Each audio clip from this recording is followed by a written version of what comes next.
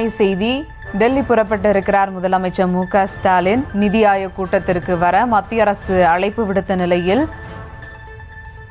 டெல்லிக்கு புறப்பட்டு இருக்கிறார் முதலமைச்சர் மு.க. ஸ்டாலின். கூடுதல் விவரங்களோடு இணைகிறார் செய்தியாளர் அஜய். வணக்கம் அஜய், விவரங்கள். பிரதமர் மோடி தலைமையில நாளை நடைபெறும் நிதி ஆயோக் கூட்டத்தில் பங்கேற்பதற்காக தமிழ்நாடு முதலமைச்சர் மு.க. ஸ்டாலின் தற்பொழுது விமானம் மூலம் புறப்பட்டு டெல்லி செல்கிறார். மத்திய திட்டக்குழுக்கு மாற்றாக உருவாக்கப்பட்டிருக்கக்கூடிய நிதி ஆயோக் அமைப்பின் 9வது நிர்வாக குழு கூட்டம் டெல்லியில பிரதமர் மோடி தலைமையில நாளை நடைபெறுவதற்கு இதுல மாநிலங்கள், யூனியன் பிரதேசங்களுடைய முதலமைச்சர்கள் பங்கேற்கிறாங்க. முந்தைய ஆண்டுகள்ல நடந்த நிதி ஆயோக் கூட்டத்துல தமிழ்நாடு முதலமைச்சர் மு.க. ஸ்டாலின் பங்கேற்காத நிலையில நாளை நடைபெறும் கூட்டத்துல பங்கேற்கிறாரு.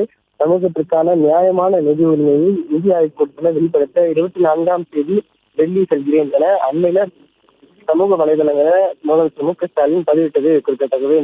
தமிழ்நாடு முதலமைச்சர் மு.க. ஸ்டாலின் தற்பொழுது சென்னையில 9:50 மணிக்கு புறப்படக்கூடிய விமானத்துல புறப்பட்டு டெல்லி சென்றடைகிறாரு. 12:50 மணிக்கு டெல்லி சென்றடையும். அங்கு திமுக எம்பிக்கள் அவரை வர இருக்கிறார்கள். அதனைத் தொடர்ந்து டெல்லியில் இருக்கக்கூடிய தமிழ்நாடு இல்லத்துல ஓய்வெடுக்கிறாரு. பின்னர் காங்கிரசுடைய மூத்த தலைவர் சோனியா காந்தி, முன்னாள் தலைவர் ராகுல் காந்தி உள்ளிட்டோரை சந்திக்க இருப்பதாகவும் தகவல்கள் வெளியாக இருக்கிறது.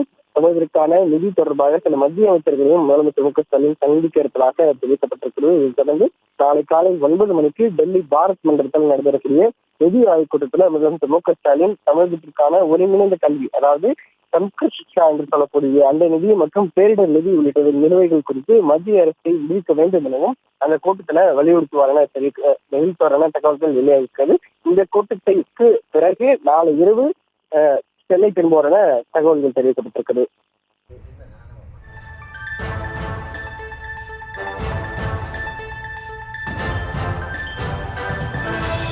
விவரங்களுக்கு நன்றி அஜய்.